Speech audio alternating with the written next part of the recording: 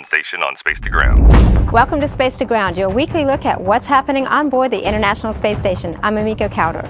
The Expedition 40 crew kicked off its work week by servicing one of the U.S. spacesuits on board.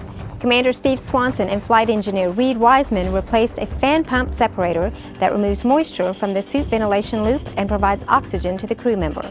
2 U.S. spacewalks scheduled for August were postponed until after the upcoming SpaceX 4 mission launches next month, delivering new spacesuit batteries to the station. And speaking of cargo deliveries, the station crew installed a new science payload that arrived aboard Europe's automated transfer vehicle, the Electromagnetic Levitator. We will have molten spheres of metal alloys that we will float in there and research what happens to them in all different sorts of states. Borrowing a technique blacksmiths have used for centuries, this research may help industry develop better materials for use in everyday products from smartphones to jet engines. Research in space is making sea travel safer for ships around the globe. The latest installment of NASA's Benefits for Humanity series takes us to the high seas of the frigid Atlantic to learn how technology developed aboard ISS is being used to track ships and save lives. Make sure to check it out at nasa.gov/station-benefits.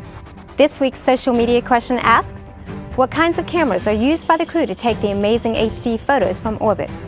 Well, astronauts aboard the station are using several off-the-shelf digital SLR cameras similar to what many aspiring astronaut photographers here on the ground use, and a host of camera lenses ranging from an 8mm fisheye to an 800mm lens give the astronauts more reach and wider angles to capture those stunning images.